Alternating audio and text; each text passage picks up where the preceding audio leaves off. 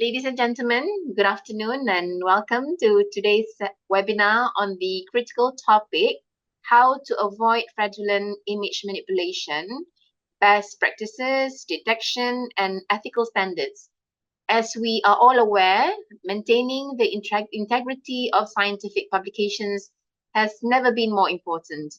With the rising prevalence of image manipulation, the credibility of research and trust in the scientific community are at stake. Detecting image manipulation is no longer optional. It is essential to ensure ethical accuracy. Today, we at UPM are privileged to collaborate with the Inago Academy team to explore this crucial topic. Via cutting-edge image manipulation detection services, combined advanced AI technologies and expert human verification to identify duplications, alterations, and other forms of image tampering. So this session promises to equip us with valuable knowledge and best practices to uphold the highest standards of research integrity. So on behalf of the Research Scholar Unit of the Deputy Vice Chancellor Research and Innovation Office, University Putra Malaysia, it is my great pleasure to welcome the Inago Academy team to this collaborative webinar. To get us started, I am delighted to introduce Ms. Nicole Arya, a representative of Inago Academy, who will provide an overview and introduce today's esteemed speaker. Without further ado, please join me in welcoming Ms. Nicole Arya. The floor is Thank you. Thank you. Thank you, Dr. Farisha. This was excellent. Actually, you articulated it very well, the need of the hour for everyone to be in line with the ethics in the research industry. So thank you all for joining us on today's session. I can't express my gratitude. This session is the part of the author education initiative by Inago in collaboration with University Putra Malaysia. We extend our gratitude to the enthusiastic team of UPM willing to introduce the best practices to academicians of the university. Before we dive into today's topic, just a brief background about Inago. Inago has been providing scientific editing services to the academicians over the past 2 decades. So we hold about 18 plus years of experience in serving the academic community all across the globe. And having served millions of authors, our team of experts hold immense experience in varied subject areas, making us the ideal partner in researchers' life journey. You'd be surprised to know that we have been serving UPM authors specifically from past 4 to 5 years, having worked on several papers. In fact, our team is currently equipped with the knowledge and the writing style of Malaysian authors, and that's why the contribution provided by our team will be significant to your manuscripts.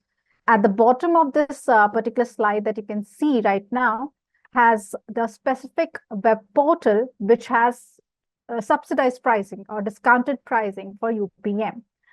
Now, I would like to hand over the virtual stage to my colleague Dipesh, who is Six Sigma expert in an experienced quality analyst and trainer, and having the experience in publication industry for about 8+ years. That's significant. At Inago's publication support team, he has successfully handled quality management and participated in several product and services development for reputable journals as well as publishers. Over to you, Dipesh. The floor is yours. Thank you so much, Arya.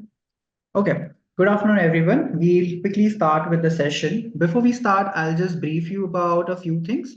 So as you can see on the screen, you can post your questions, that is any questions you have during the session, which would be addressed towards the end of the session. Along with this webinar, you would be provided with downloadable material, which would be helpful for you to refer to, as well as you will be receiving a recorded video of this webinar, which you can go through later again, or probably share with your colleagues who might have missed this webinar. Okay, so before we start, I'll quickly just take you through the agenda of today's session. to understand what all aspects we will be covering in the session. So first, we'll try and understand the background about image integrity issues to understand how did these things come into picture, first of all. The second part, which we'll be addressing, about is understanding what is image manipulation and understanding what are the different criterias or different types of image manipulations which have been identified so far. The third part, we will be trying and understanding the ethical guidelines and policies around these image manipulation aspects to understand how these can be avoided. The next is understanding the best practices which every researcher should be aware of and using while uploading or probably submitting their figure files to a particular journal. The next is trying to understand what are the tools which are being used by the publishers or by researchers in identifying or detecting image manipulations in a particular figure file. And towards the end, we will take up questions and discuss more about how things can be addressed at your end. So let's get into the background about image integrity. So I'll just take some time to understand where this is all coming from for us to understand better. As you all might be knowing, Jenna Christopher, the image integrity analyst, in one of her interviews with UK Research Integrity Office, she was asked about her experience about image integrity. Okay, she being an analyst over the past 10 years now. So she was being asked mainly to mention how the field of research image integrity analysis has changed over the years. She mentioned that there are two things which are worth knowing for the audience. Firstly, a rise in sophistication and skill in the manipulation of image integrity and data manipulation. Secondly, and prominently, the emergence of paper mills. Paper mills often use like systematically fabricated data in order to build content. As you can see on the screen, she also additionally mentioned among the various journals where she has screened accepted papers prior to publication, the percentage of manuscripts flagged up for image related problems ranges from 20 to 35%. Okay, this we are referring to manuscripts which are checked at acceptance stage. And the percentage of manuscripts where acceptance is ultimately rescinded ranges from 1% to an alarming 8%. Now that you can imagine, out of the 35% of the papers screened by her, almost 8% had image integrity issues, which is an alarming situation and one of the reasons for us to discuss this topic today. Moving on to the next slide, here we are reviewing the data represented in one of the studies related to image integrity. This study attempted to determine the percentage of published papers that contain inappropriate image duplication, a specific type of inaccurate data. Okay, so the images from from a total of about 20,621 papers, which were published across 40 scientific journals from the year 1995 to 2014, as you can visually see it on the screen. Overall, 38% of published papers contain problematic figures, with at least half exhibiting features suggestive of deliberative manipulation, that is, intentional manipulation. Okay.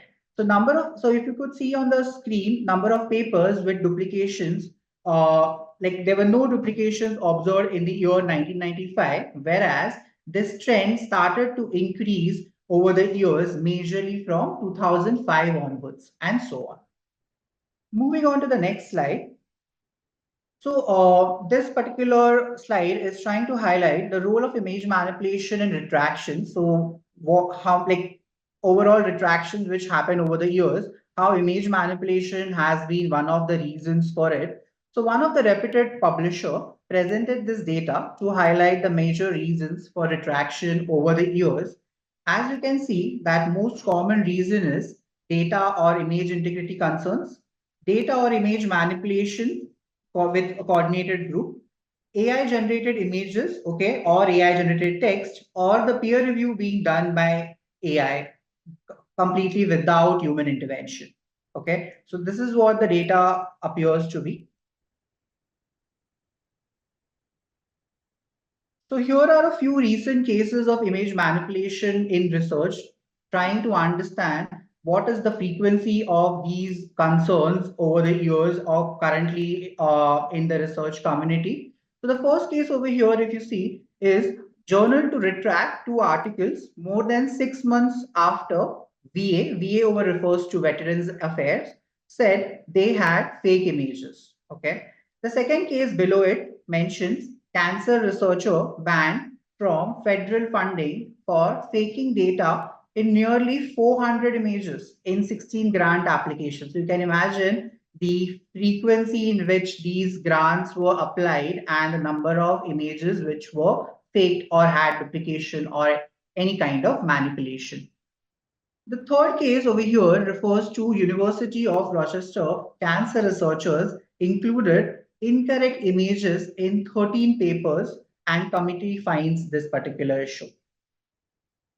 The fourth case is where a journal retracts article for plagiarized images after trying to gag researcher who complained. So a researcher whose figure files were used by another researcher, he complained about this.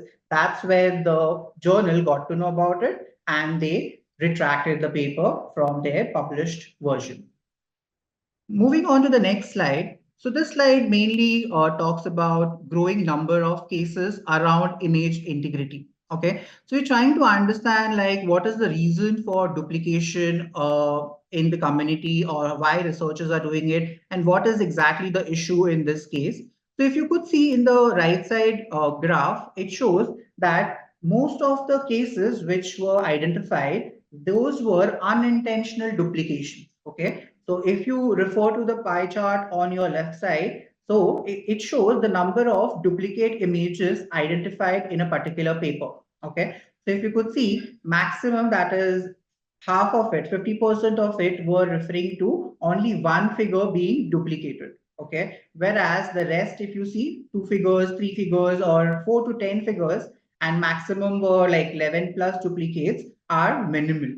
Okay, so these are the cases where intentional duplication has happened because it's not just in one particular figure, but more than one or like more than 11, as you can see as the highest aspect.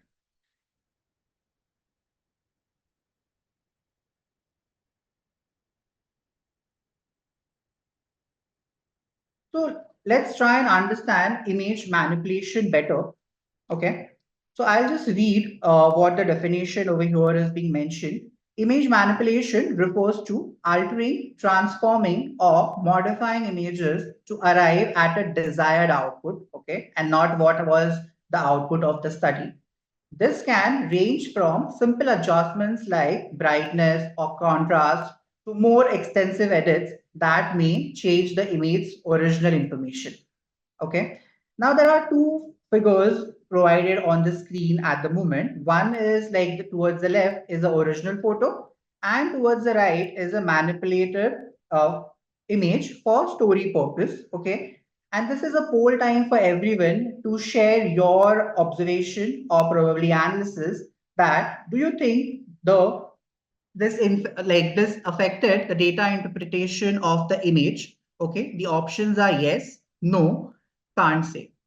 So let's try and understand this once you have answered the poll. So then we understand how we differentiate between manipulated image or a modified image with accepted extent of manipulation.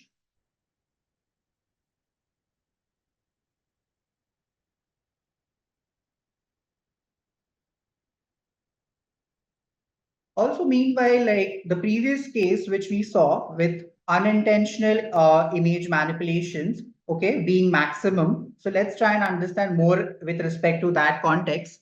So as you can see on the screen, most of you have mentioned that yes, it is image manipulation. Okay. So yes, so I'll share more insights about it with you all. So if you could see that images which, can you go to the previous slide, please? Just a second.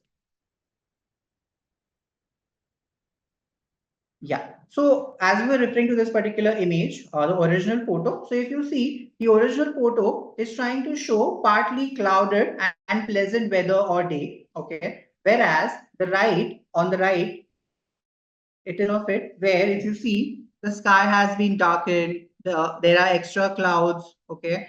The overall contrast has been increased and the sun has been made less visible.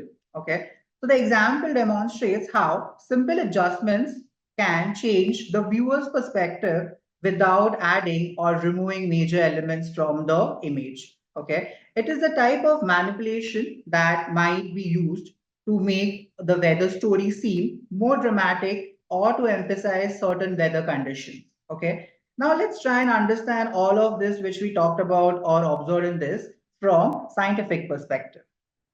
Okay.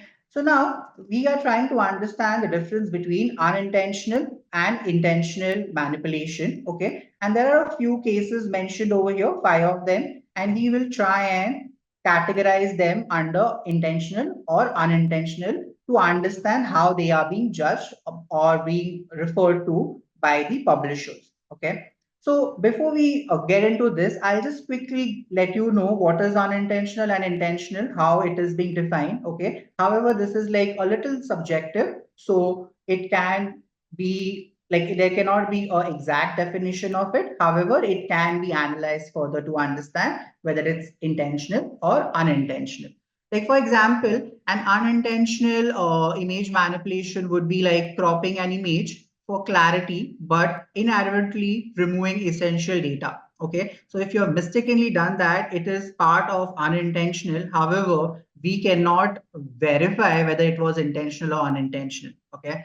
The next part is like intentional. So say suppose an example of intentional manipulation would be fabricating bands in a Western blot to support a specific hypothesis. Okay. So that is definitely intentional. Okay. So let's try and categorize these examples on the screen. So the first one is pressure to publish. Okay. So pressure to publish could be both. It could be intentional manipulation or unintentional manipulation as well. Lack of reliable data definitely is intentional manipulation. Okay. That would lead to intentional manipulation. Then limited knowledge or experience in handling or editing images. So it can be unintentional because the researcher or the author is unaware about the best practices or how the data needs to be presented. Okay. Using paper mills for drafting manuscripts. So that can be intentional or unintentional basis the author's awareness about the updates about research integrity aspects. Okay. The next is unaware of ethical guidelines. So definitely it would be unintentional. Okay. This is just to understand how it is being categorized because these terms would be used more often throughout the webinar. Moving on to the next slide. So let's try and understand what is okay and what is not okay when it comes to image manipulation. Okay, let's first try and understand what's not okay. So then we definitely know these are the practices which should not be followed at all. Okay. First is enhance the image selectively. Okay, because if you are enhancing the image selectively, that is going to lead to a conclusion which is not something aligned with the study results. Splice images or crop key findings. So again, that is like going to have a conclusion which is not correlated with the findings of the study. Fabricate data and duplicate images altogether, alter the key elements. Okay, reuse or clone images. Okay, so all of these are the practices which should never be followed. Okay, now let's try and understand what is okay with respect to image manipulation and also that it should be done with disclosure to the editor or to the journal or the publisher where we are trying to submit our manuscript. Okay. The first one is magnify images. So say suppose if you are trying to highlight a particular significant aspect of a study which is being observed in the figure file, you can magnify the image. However, you need to mention the dimensions of the figure and keep the altered figure available. So then that can also be provided as reference to the journal editor. And also we make the mention of it that the figure was magnified to this resolution in order to highlight these aspects of the study. Okay, so that is like a clear way of keeping things transparent with the editor as well as the review. The next is adjust brightness and contrast partially, resize without pixelating, annotate, crop irrelevant section. So if you want to highlight the cell which has particularly been affected, then probably you would be reflecting or providing more details about that particular cell and cropping the irrelevant section from that particular figure. Minor color adjustments, so that is also okay. Moving on to the next slide. Yeah. So now let's understand what are the different types of image manipulations and how these are being categorized. And probably let's look into a few examples around it. So then we are sure that in case if we come across a particular figure file while probably going through papers, and if we identify such details in it, then definitely that particular figure file is probably manipulated or we need to recheck it. Okay. So the first one is image adjustments. Okay. So brightness and contrast. So minor adjustments to improve clarity is acceptable. Okay. If they don't alter data's interpretation altogether. Cropping. Okay. So as we mentioned in the previous slide again, removing unnecessary parts of an image to focus on relevant details without omitting crucial data is again acceptable. So that is the main part, that is without removing the crucial or significant data from the image. And the next is selective reporting. Okay, again, that is considered under image adjustments. Alterations. So selective enhancement, that is brightening or sharpening or otherwise, I suppose, enhancing specific areas to exaggerate the findings is again unethical. The next category is data fabrication, filling in or altering parts of the image. So say suppose adding or removing elements to convey a specific result that doesn't actually exist in the data is considered as data fabrication. Over smoothing or distortion. Okay, so editing images to hide imperfections which may mislead reviewers or the other researchers about the data's accuracy. The next is image duplication, using the same image to represent different data points or experiments. Okay.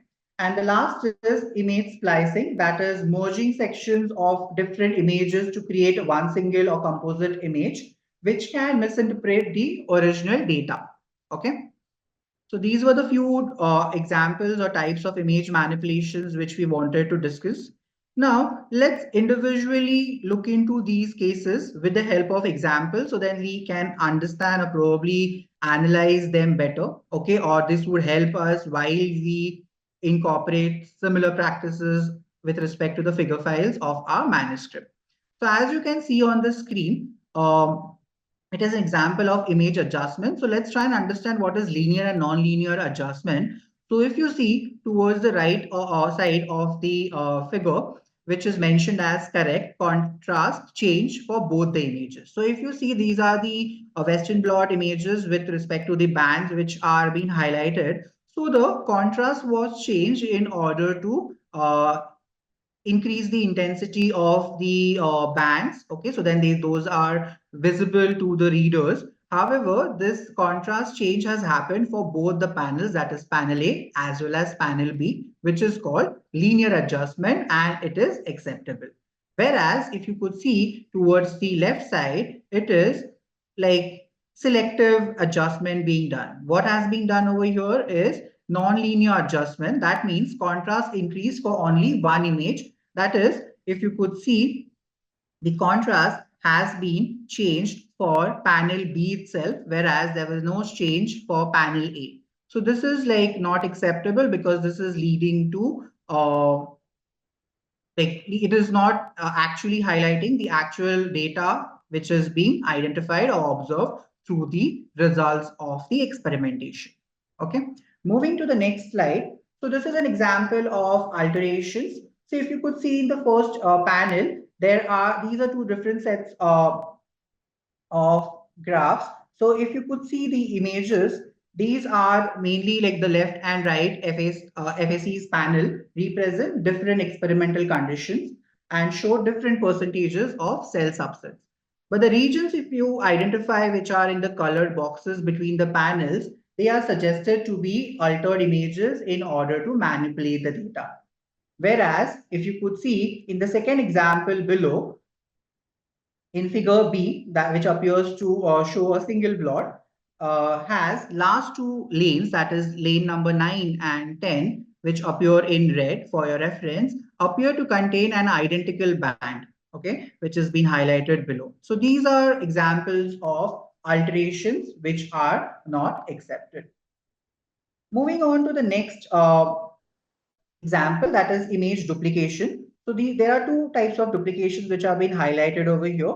The first one is simple duplication. So if you see, the bands of beta actin have been as is been taken from the first panel into the second panel and have been mimicked. That is called simple duplication, as we all know. Okay. Whereas the second example towards the right side is duplication with repositioning. Okay. So now over here, if you see the green highlighted box, the smaller one, the same has been replicated on the left hand side and it has been enlarged. Okay. Similarly, the blue box on top, if you see, the same part of the image has been copied and pasted towards the bottom of it and it has been repositioned. Okay. So such kind of duplications are definitely not accepted. Okay. The next is an example of data fabrication. Okay, so the first example on top is basically trying to highlight an example of a band deleted from the original data, that is lane 3. So if you see, this is the original figure, original image, which has a lane, which has a band in lane 3, whereas that has been manipulated and removed in the manipulated image. The second example below it shows a band being added to the original data. So if you could see in the same like lane 3 itself, in the original image, there was only one single band, whereas in manipulated image, now there are multiple bands. Okay, so this is again considered as one of the ways of manipulating the data. Fine. So this is again an example of splicing. Okay, let's try and understand it. So splicing of an image manipulation refers to unethical practice, okay, of combining portions of images from different sources or altering a single image in a way that misinterprets the scientific data. So if you could see on the screen, like the first example, the original and the modified image has been given. If you see, a part of the figure has been copied and pasted in the modified version as is. Okay. Similarly, if you see on in the second example towards the right, a cell has been taken, it has been cut from the initial image and has been pasted and repositioned in the host. Okay. So again, this is one kind of data manipulation, okay, image manipulation with respect to the data of the study, okay, which is categorized as splicing.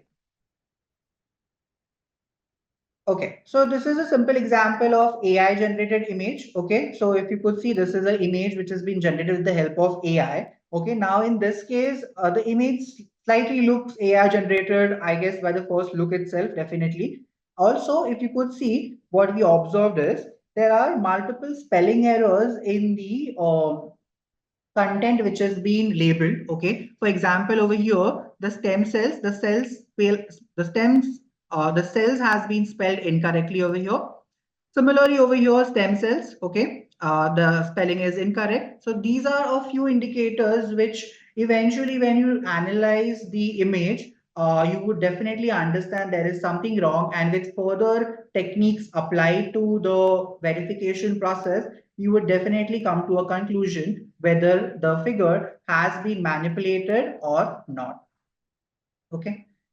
Moving on to so we will now look at other types of like other image fraud types, that is other image manipulation types, to understand it more clear. Okay. You can get all the points on the screen, so then I can go through it one by one. Okay. So the first one is image forgery.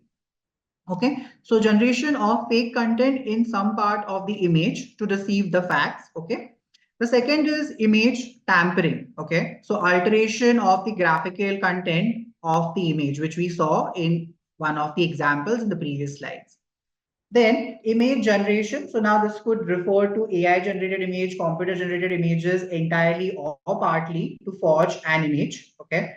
Then the next is image steganography, hiding some part by altering some pixels and embedding extra data. Okay. So this is like adding more data to the figure, which is not the part of the observation. However, trying to align it with the conclusion which is expected or desired. The next is image in painting, that is reconstruction of the lost or corrupted part of the image. Okay, so that you do not have to probably perform the experimentation again. You could just manipulate the image and proceed towards the conclusion of the study. Erase fill, that is undesired pixels are erased from the image and filled with the neighboring pixels. So then it appears to be a single image without any manipulation. Okay. Moving on to the next slide, we have a poll for everyone to now understand basis what the different types of manipulations which we understood. What is our understanding about image manipulations? So I'll just read out the question for you all. What are the accepted forms of image editing?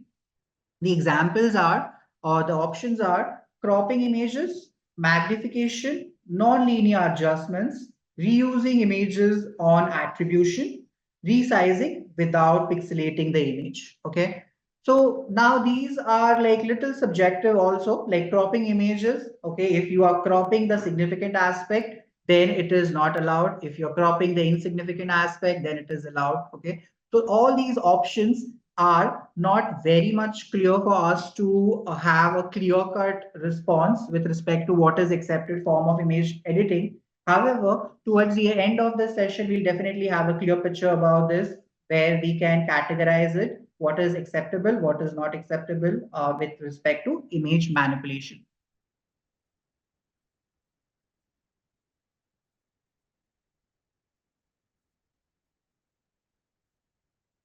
Okay.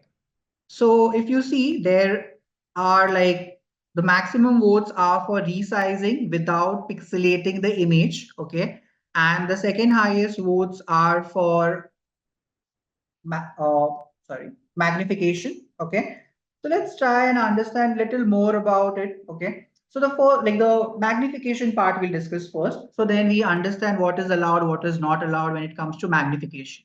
So magnification, so enlarging specific areas of to highlight features. Okay, provided the magnification is consistent with the scale bar. So then basically you are consistently magnifying all the images of that figure, okay, as well as having a scale bar to define it or notifying the editor or the reviewer that is allowed. Not allowed is basically magnifying sections without including an updated or appropriate scale bar to it. Okay, because say suppose a particular cell which appears to be of 2 mm, if you're going to zoom in or probably magnifying it, the scale of it would differ. So that has to be notified. Otherwise, the readers or the viewers would have a different image altogether about that cell and its size. Okay. The next is resizing without pixelating the image, which was the second one. So what is allowed is resizing to fit layout requirements, which probably journals provide most of the times, or ensuring the image remains clear and accurately represents data is something which is definitely allowed. Now, what is not allowed is resizing that distorts proportions or create artifacts that mislead readers. Okay, so that is something which is definitely considered as under image manipulation. Okay, now that we have looked at this particular aspect of image editing, now let's try and understand more about other aspects. Can we move to the next slide? Yeah. So let's try and understand the impact of intentional image manipulation with a few examples. So then we understand how this particular issue is more concerning to the research community, even if it is not, even if it is like there like concerning for publishers or journals, it is more concerning for the researchers and authors because if I am referring to a paper which has manipulated images, and probably I am concluding my paper basis a few aspects of these papers. Definitely, once those papers have been retracted by the journals, my paper would probably be the next to be retracted because my study or my discussion section or conclusion has probably been dependent on those papers. Okay, so that is why it is more concerning for each one of us here. So let's try and understand the impact. So the first one is compromise research integrity. So manipulated images can distort uh, research data, leading to inaccurate conclusions, compromises the validity of findings, and can mislead further research efforts, as I mentioned previously, damage credibility of researchers, okay, and the institutions where they belong from. So publication may retract the study eventually, if not at that point itself, which can damage authors' professional standing in the community and limit future opportunities. Definitely, this may also bring the institution which they are affiliated to in a negative light. Okay. The next is potential risk to public health and safety. Okay, let's try and understand this more in detail. In fields like medicine and pharmaceuticals, okay, image manipulations can lead to incorrect treatments or unsafe practices. For example, manipulated clinical data or trial images could result in ineffective or harmful drugs reaching the patients, okay, which is definitely a serious concern. Increased scrutiny and policy reforms. Okay, so this is like journals and institutions now implement stricter guidelines and more robust image checking protocols. So now if you go to most of the journal web pages or their guidelines, you would find a separate section for figure files or images and how the guidelines should be, and they definitely talk about research integrity aspects, or probably they have an extended link which talks more in detail about the guidelines which the authors need to take into consideration. The last part is misallocation of resources. So again, this is a concerning issue. That is, other research, like other researchers or institutions may invest time and funding based on unreliable data, okay, leading to wasted resources and effort. So say suppose if the funding, we saw a few examples in the start, which were recent cases, okay. So we saw some 16 or 20 papers which were funded by a particular institute had 300 to 400 manipulated images. Okay, so that is like wastage of resource in the process of providing the grant and other things around it. And the conclusion is that the paper is going to get retracted. Okay, so it is of no use to the uh, research community and it cannot be like referred by anyone in future. Okay, moving on to the next part. Let's try and understand like the ethical guidelines and policies around these image manipulation aspects. So then we get more clarity on every aspect of it. Can we have all the points on the screen, please? So yeah, so the first point is maintain the unprocessed copy of the images to share with the editors upon request. Okay, that means say suppose if you have modified a few things in the figure file, you have mentioned it in the figure caption for the editor to know. However, also keep unprocessed copy or unmodified copy of that particular figure or image, which can be provided to the editor or the journal reviewer when asked or at the time of review, so that there is no confusion about the extent of modification in the figure. Okay. The next point is do not enhance, obscure, move, remove, or introduce a specific feature within an image, because adding a new data altogether or adding a new feature to a particular figure file without it being part of the results is definitely unethical. Non-linear adjustments, like example changes to gamma settings must be disclosed in the figure. Okay, so gamma setting refers to emphasis, researchers emphasizing or de-emphasizing on certain intensity ranges in the image, often altering the perceived brightness or contrast in a more complex way. Okay. The next is we saw a few examples in the previous slides, definitely some time back. The last is linear adjustment of brightness, contrast, or color balance are acceptable if they are disclosed. and do not tamper the data present in the original image. Okay. Moving on to the next slide. I see there are a few questions. We will take most, like all the questions towards the end of the session. So then we are able to address all the points in the slide first and then discuss the questions and the responses from the audience as well as from our panelists. Authors, so the next point is authors must also take care to avoid misrepresentation during data acquisition. So that is very much clear. Disclose the image acquisition tools and image processing software packages used and document key image gathering settings and processing manipulations in the method section.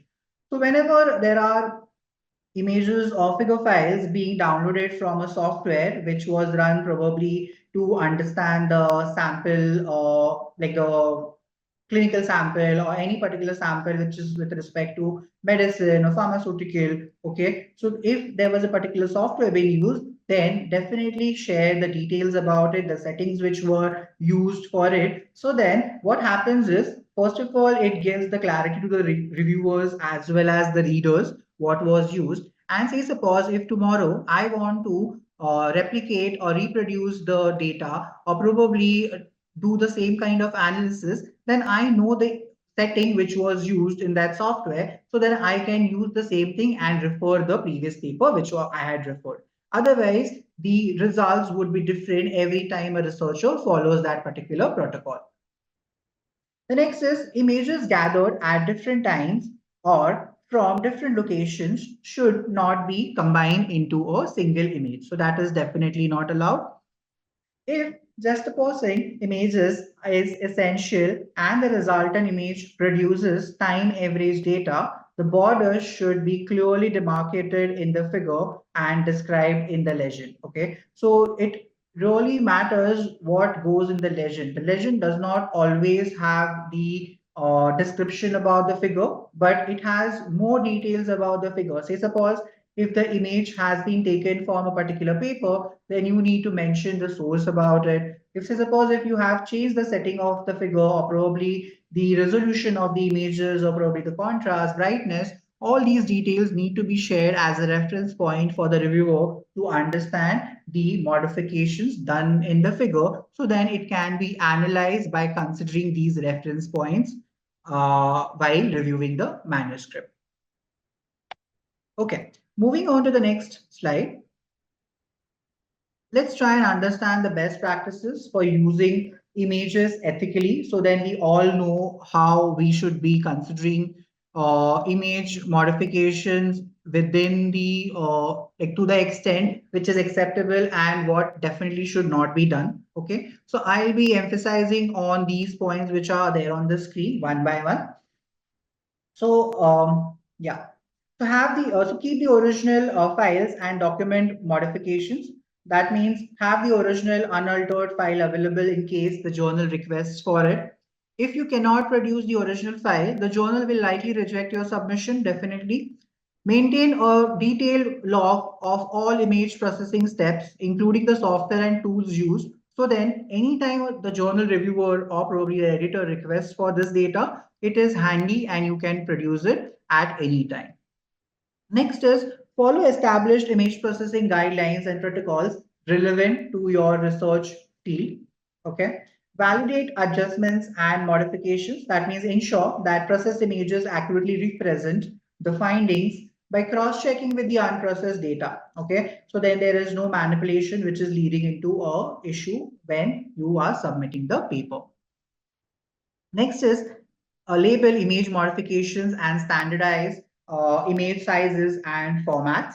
Okay, so clearly label processed images to differentiate them from the raw and unaltered ones. Okay, use consistent image dimensions. Okay, and file formats to prevent like any kind of manipulation. Okay, because when you are probably presenting data of a particular cell in multiple images, if the dimensions are not going to be same, the viewer would have two thoughts about whether it's the same cell or it is getting enlarged due to a particular drug or what is exactly happening. So that is going to lead to confusion or misleading the readers which are going to refer to your paper in future.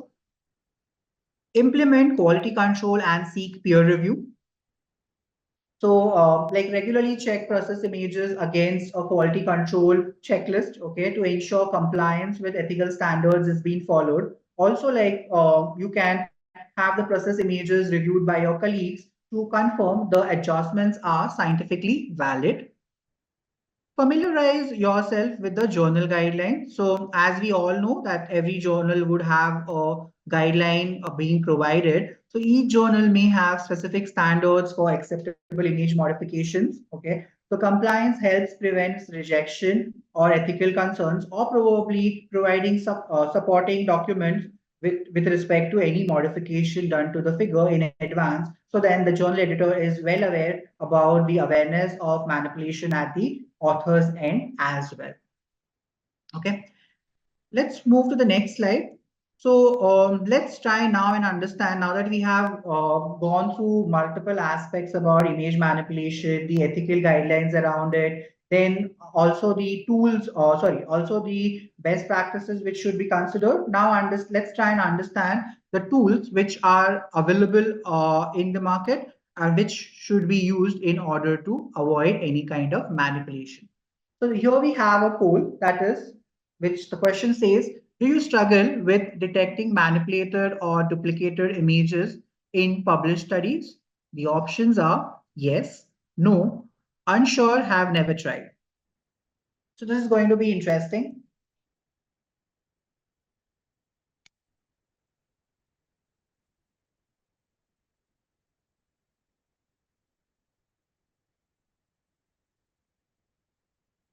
I'm definitely sure with this webinar and the slides which we have covered so far, we have a better understanding of manipulation. Okay. So yeah, maximum people, the audience from the audience have mentioned yes, they are aware about the struggle, like sorry, they do definitely struggle with detecting manipulation. Okay, so the next few slides here would definitely help us understand more about it. And of course, unsure, have never tried, because these are things which are definitely available or being done at the journal's end or publisher's end at the time of screening. Okay, however, not every journal is being following all the steps which are required to identify these manipulations. So let's try and understand, us as authors, how we can ensure that there are no manipulations in the figure files which we are submitting or which are being referred to or our colleagues are working on, so then we can take every precaution possible and avoid any kinds of concerns. Okay. So let's try and understand like what are these tools, okay, and how they are being bifurcated, okay, on the screen. Let's go through them one by one. Okay. So the first one on the top right, top left corner is a digital forensic tool. So the use of like basically you must be aware about photo forensics. Okay. If not, we will definitely about it. So they use complex algorithms and techniques to analyze various aspects of images and identify potential signs of manipulation. Okay. So tools such as forensically or photo forensics analyze image metadata and pixel structure to detect if there is any kind of cloning, splicing, or resizing being done within the figure. Okay, so these tools can identify traces of manipulation by examining the pixel inconsistencies or detecting signs of copy paste actions within an image. Okay. The next is metadata analysis. Okay. So examining an image metadata, okay, can reveal details like the date, the time, the camera setting, the software used on that particular image at different time stamps. Okay. So alterations in metadata such as mismatches in timestamps or indications of multiple software applications can be red flags for manipulations. Okay. Adobe Bridge can be used for this purpose. Okay. This is something which is available. The next one is AI-based image analysis software. So I'm not sure, but most of you definitely would have heard about Image Twin or Proofing. Okay. So these specialized tools like Image Twin can detect inappropriate manipulation and duplication in many figure types. Okay. Including like blots, Western blots, microscopy images, or probably light photography. analyze image properties. They probably look at the properties in lightning, sharpening, and noise. Okay, it can find out the figure was used or so probably reused and find duplicates and data fabrication within articles. Okay, when it comes to this particular AI-based image analysis software, okay, one thing is definitely what we have observed is just a second. Can you please reshare the screen? Yeah. Okay, so when we were, we were at AI-based image analysis software. So one thing what we have noticed with respect to these tools is, so say suppose if a particular figure highlights the control and the sample, okay, and say suppose the control has definitely will have zero findings, and the sample also shows zero findings or probably no significant change, then they will be highlighting these images as duplicates. Okay, whereas these are not duplicates. This is like a control image and a sample image. It indicates that the sample does not have any particular drug or whatever we are being testing for our experimentation. So that is like one of the cons of using these tools, because you definitely need to have a human verification touch with respect to these tools to avoid these false positives. Okay. The last but not the least is the professional image manipulation detection service, which is being provided by Inago. So what Inago does is basically Inago combines AI-based automation with human expertise to detect a wide range of ethical issues. Okay, so I'll just explain a little bit more about this. So Inago provides three options to the researchers or authors when it comes to image manipulation detection service. So the first option is with the help of a tool, that is a software, the figures would be screened in order to understand what is mainly whether there are any manipulations identified or if there is any splicing being done, any of the figures or any duplications being provided or identified in the figure files. That's the option one, screening the files through software. The second option is screening the file through human intervention. That is, a human expert would be going through the files with the help of internal tools. They would be screening through your images to understand if there are any manipulations observed in any of the figures. Okay. Towards the end of the presentation, we have one video which would highlight how this particular process is being done. However, the expert needs to have end-to-end graphic related experience as well as subject matter expertise to conclude the findings from this particular process. Okay, that is the human intervention part. Third option is combination of like the software as well as the human intervention. That means a software will screen the figures, the human will screen the figures through the internal tools and softwares available again through manual checks, and a combination of both would be considered in order to conclude whether there are duplications or whether there are manipulations observed in any of the figures. That helps us understand that the data or the conclusion which has been given with respect to the manipulation is reliable with the findings given as screenshots for us to understand what were the manipulations or what were the things which are concerning in a particular figure. Okay, moving to the next slide.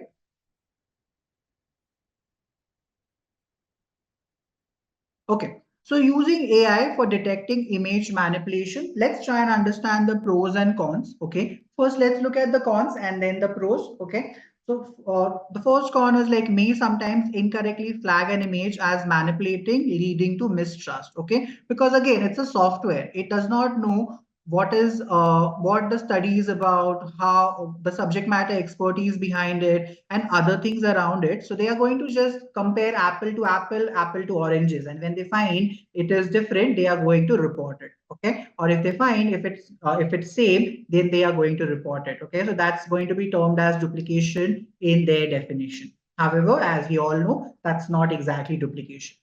Require specialized training and skill set for proper use. So of course, the software, the tool needs to be trained with multiple examples for us to get more details about it. The next is may struggle to detect nuisance changes requiring human expertise. Okay. raise privacy concerns, especially while handling sensitive data, okay? Because we all know that we will be uploading the unpublished data on these portals. So we need to have 100% guarantee about the portal that the data is not being used for any other purpose, okay? The pros of AI detection, okay? Analyze large volumes quickly, okay? Because probably you could process 400 figure files in an hour, okay, say suppose, whereas an expert might just take an hour to analyze probably couple of figures, okay. So that's the difference again. The next is can be easily scaled to analyze a large number of images, okay. Apply consistent criteria through proper training, detects subtle alterations that might be missed by the human eye. Okay, so these are a few pros and cons which we have identified and feel are important for us to know it. Okay, yeah, moving on to the next slide.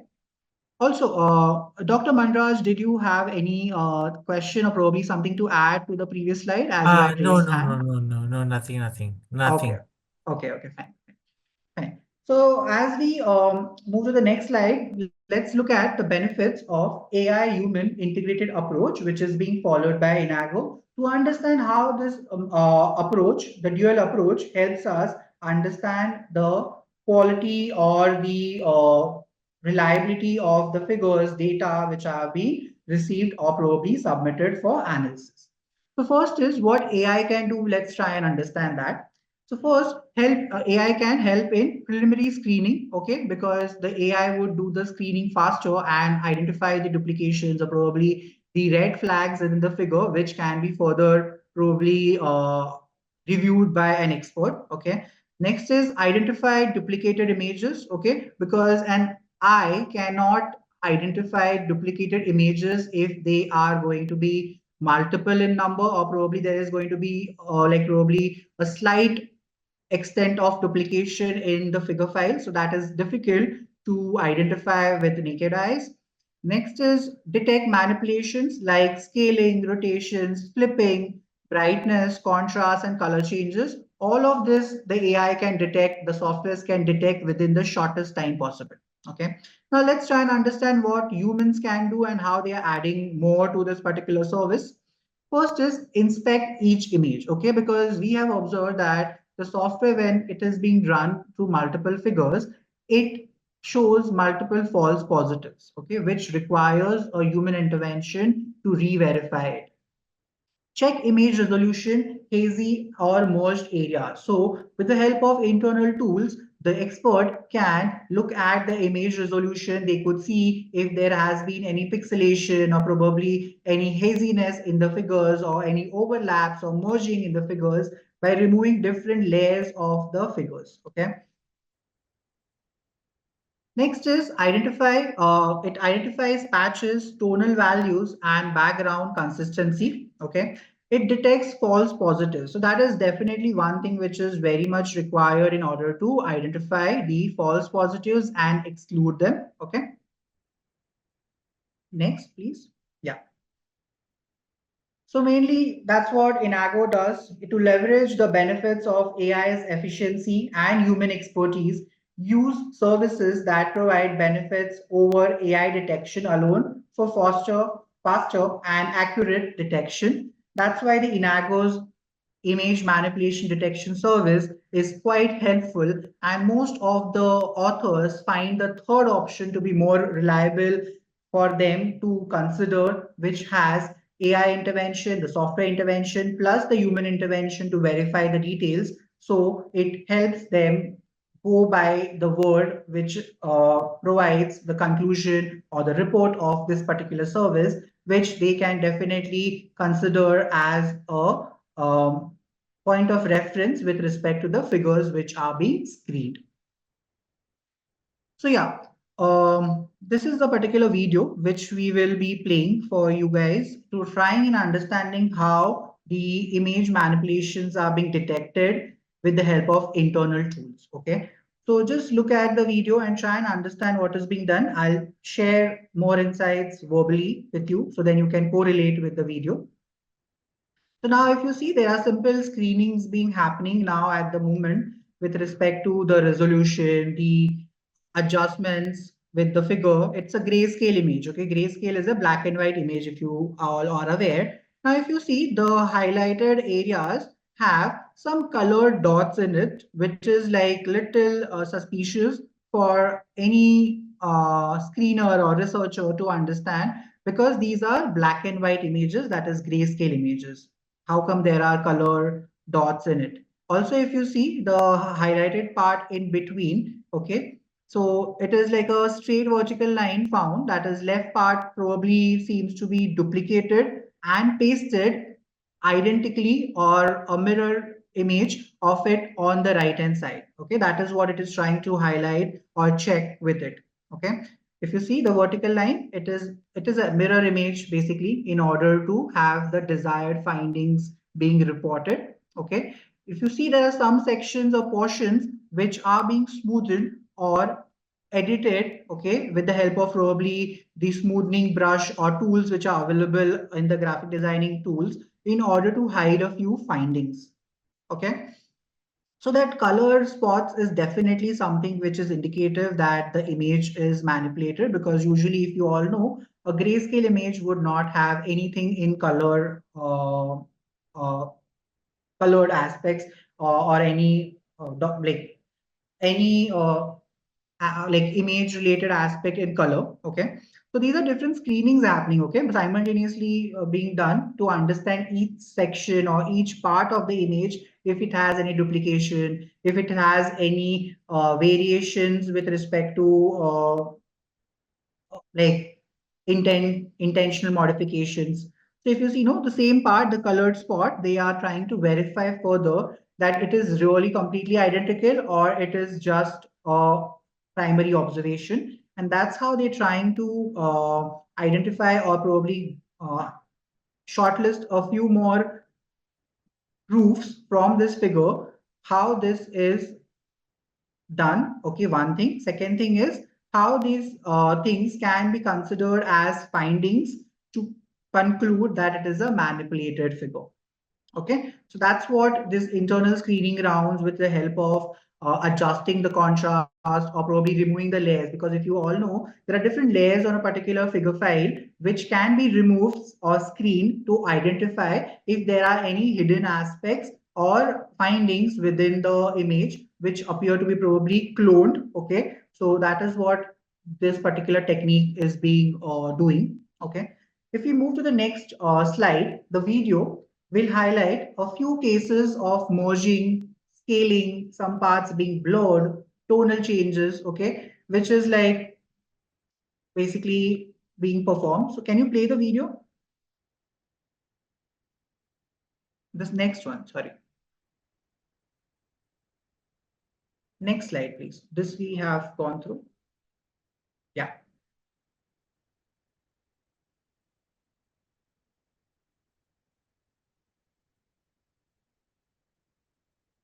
Okay.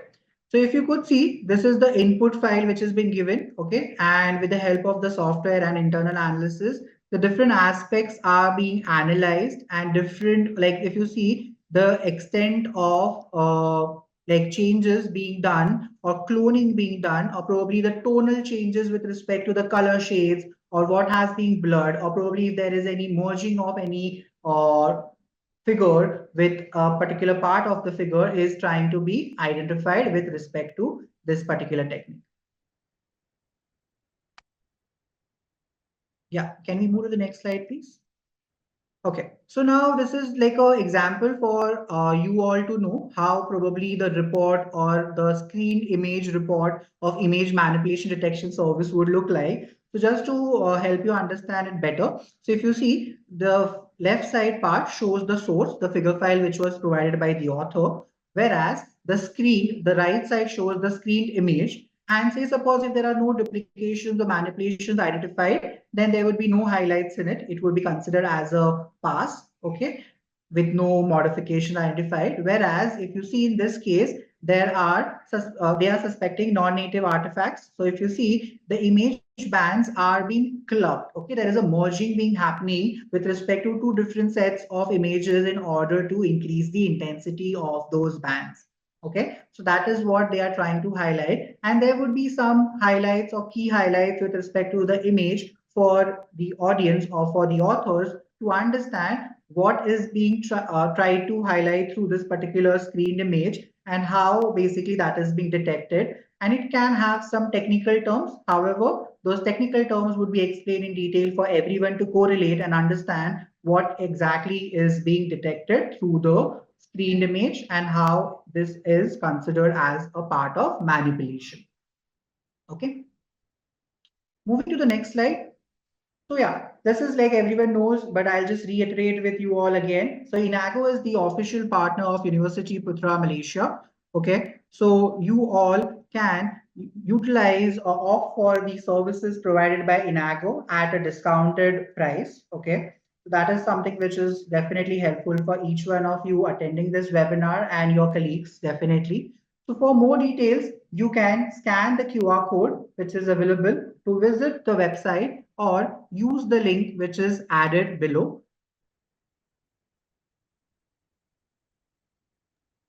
Thank you, Dipesh. That was wonderful. I mean, Yeah, so just to conclude, like these are the resources which we had referred in order to create this content for you guys to understand more about image manipulation. Okay, so now we would be taking up questions. So yeah, I can see some question on the webinar chat. yeah. I'll just Let's take begin them. with that first. Yeah, sure. One second. Do you like me to read out those questions? Or Yeah, sure. That would help. what type of images? So this is asked by Dr. Manraj. What type of images, example, microscopy, gel electrophoresis, I'm not sure if I'm pronouncing it right, radiology scan, are most effectively analyzed by your system? Are there limitations to the kind of data or images your detection can handle? So this is Yeah. the first part.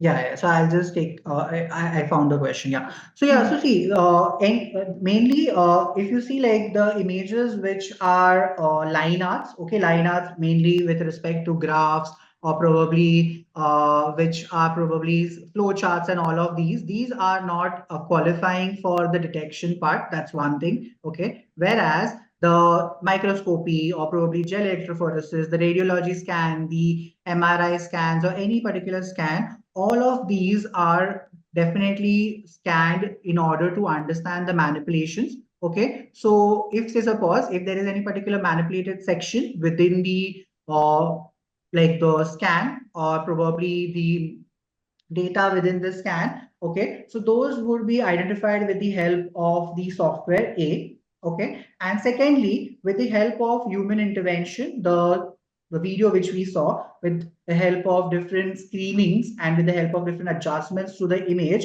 it would identify any suspecting of detail with respect to the figure file or image which could help us identify or probably have questions for the authors. Okay, so just to add over here, the journals or publishers which take assistance of these services, they do not conclude most of the image manipulation like manipulated images as being manipulated. Okay, if there is less extent or there is unsurety, they would query the author to provide more evidence about it, more details about it, and question them, so then they can hear the authors out with respect to the identified manipulations and then take the final call. Okay. However, if there is an image which clearly indicates there are manipulations, then it's a straight away rejection and the follow up consequences of it. Okay. The next is how scalable is your image manipulation detection tool for large data sets, especially in multi-center trials and big data studies. So yeah, so see, when it comes to big data sets or multi-center trials, so we have a software which would definitely screen all these images through the software at one go. Okay, that will firstly have the preliminary scans and save the time for us to identify each aspect manually, one thing. Now, after these scans have been performed, the human intervention would be there in order to verify these scans and the results which are derived from these scans. That's the fastest process when it comes to this. However, when it comes to the manual process, okay, so manual process could be little challenging when it comes to large data sets. However, it is identified to be more time consuming, okay, more than being it challenging. So that's the another part of it. Hence, what the users or probably the authors do in such cases is they opt for both. So then the results what they get through both these screening rounds is something which they help them understand whether there were any manipulations in particular figures or not. Okay. The next question from Dr. Manraj again is, what are the sensitivity and specificity rates of your image manipulation detection tool? Are there any potential false positives or false negatives, and how to mitigate them? Okay. So the first question over here is, so see, the software which would be run through the images which would be run through the software definitely would show a few false positives or false duplications. However, these results would not be directly shared as is with the authors. Okay, these results would be scanned by an expert who has the subject matter expertise, and they would be terming these as false positives or excluding them from the report and only reporting the manipulations which are actual manipulations when it comes to the final deliverable of this particular service. Okay. Does the detection tool consider the ethical gray areas such as enhancing image contrast for better visualization versus manipulating results to mislead? How do you address this? So again, so when it comes to identifying that there has been some changes or setting changes with respect to brightness, contrast, okay. So in those cases, if say suppose it's not very clear whether it is leading to manipulation, which is intentional, so in those cases, the authors are being queried in order to provide more details about it, and then that is being verified. Basis that the image has been concluded whether it is manipulated or not manipulated. Okay, and this is a similar practice being followed by journals as well, because we need to hear the authors also in such cases when it is not a clear-cut example of manipulation. Okay. There is a next question which says, how can I stay updated with the evolving ethical guidelines to avoid unethical breach? Okay. So firstly, like follow journal guidelines, okay, because every journal will have a set of journal like guidelines to be followed, okay, and those would be the latest standards mainly. Um, Involve or probably participate in institutional trainings or workshops, okay. The training sessions offered by the institutions or probably any professional organizations or the ones available online definitely helps us be aware and keep us updated about the new issues, concerning issues with this with respect to any particular topic.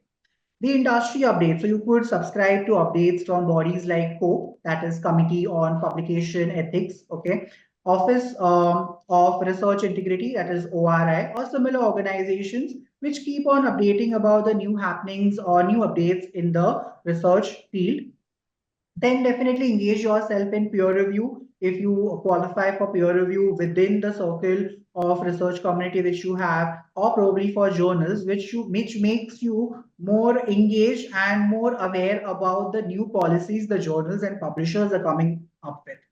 The next is professional networks again. So join professional associations and forums to exchange best practices and updates, which definitely keeps us engaged or aware about the happenings around the globe.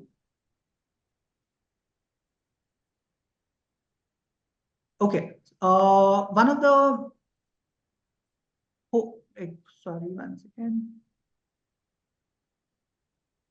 Okay, so that has already been addressed. Okay, let me check the Q&A bar. One second. Okay, there is an interesting question. Do you think AI is huge threat to the future of image integrity? Okay, so let's try and understand this because see, AI is a double-edged sword, as we all know in this context as well. Okay, so there are threats as well as safeguards when it comes to AI. Okay, AI can definitely manipulate images, whereas it can detect manipulations as well. So for example, the threats are like sophisticated manipulations which AI can introduce, probably the automations. Okay, AI makes image editing faster or more accessible. Okay, or deep fakes like AI generated synthetic content might be used to falsify like scientific evidence. Whereas, like the safeguards when it comes to it is like AI detection tools. So we saw a few tools today. Okay. Also, the proactive policies. So journals and organizations like nowadays are increasingly mandating raw data submissions and using AI to verify integrity. So if you are aware, some publishers have installed a software based with by collaborating service providers like us in order to understand.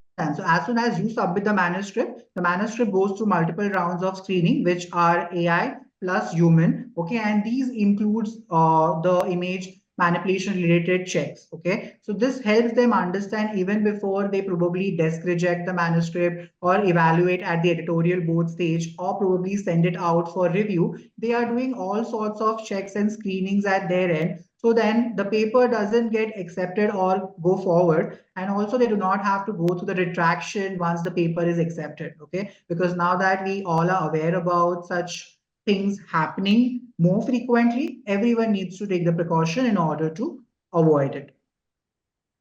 We'll take a few more questions, and do not worry in case if any question has not been addressed through this particular webinar, we will definitely be coming back with the entire set of Q&A along with the responses to it, which would help you understand and clarify all your queries.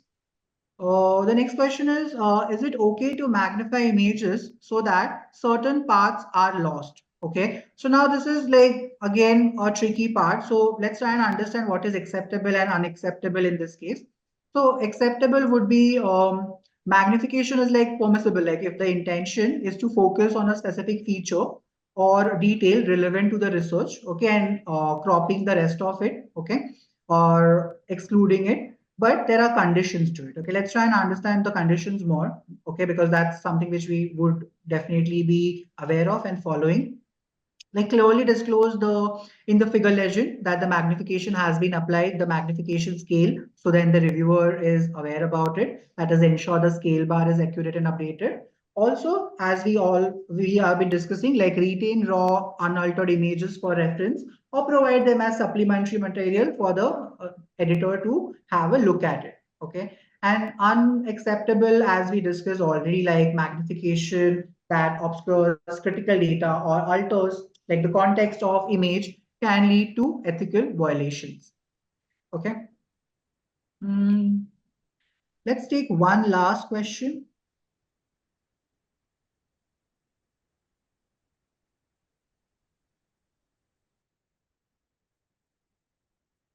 Okay, we have already discussed this, like what can be repercussions of image manipulation. So it could lead to like paper retraction, reputation damage of the author, the institution which they probably are associated with.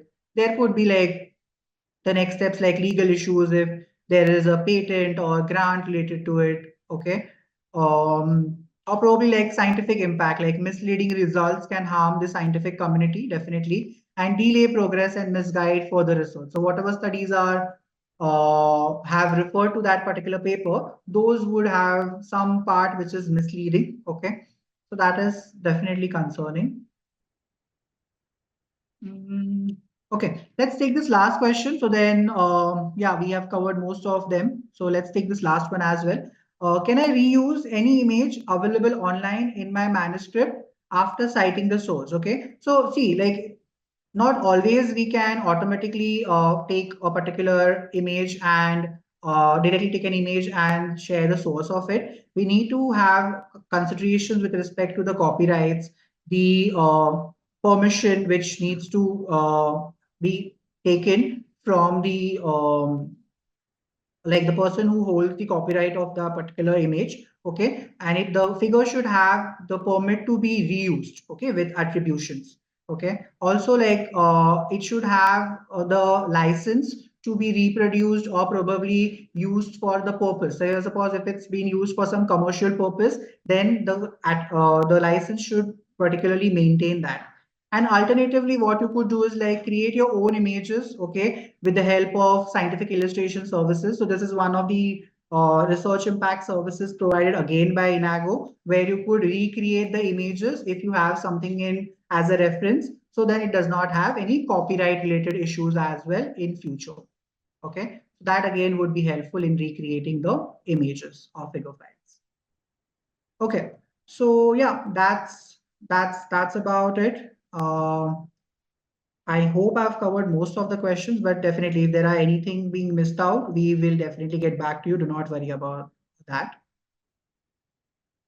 Yeah, yeah. Thank you so much, Dipesh. Thank you. Over to you, Thank you Doctor. so much, everyone, like the panelists as well as the audience who have been so much engaging with the polls and responses and the questions, definitely. Thank you so much. Great. Over to you, Dr. Farisha.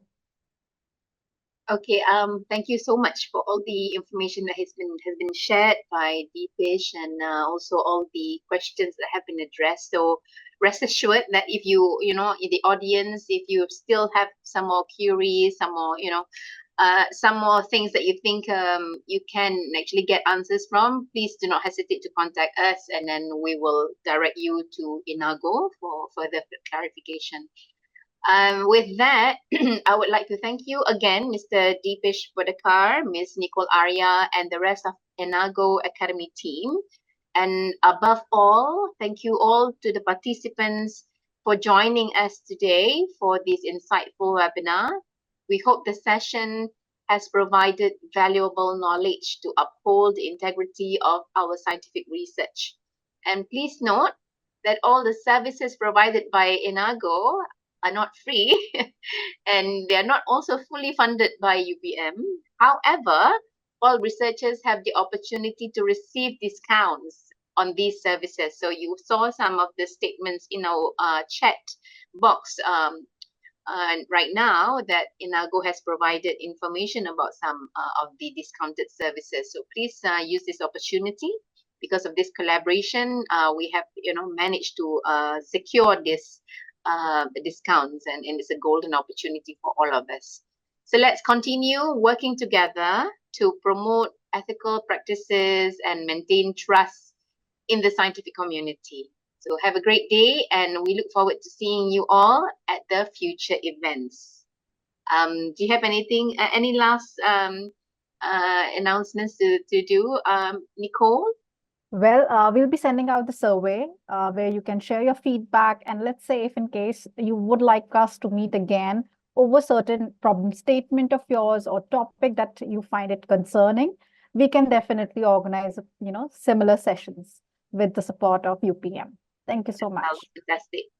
Thank you so much. Thank you also to Dr. Manraj to be on board today with the team, and also have helped us in clarifying a few things earlier during the webinar.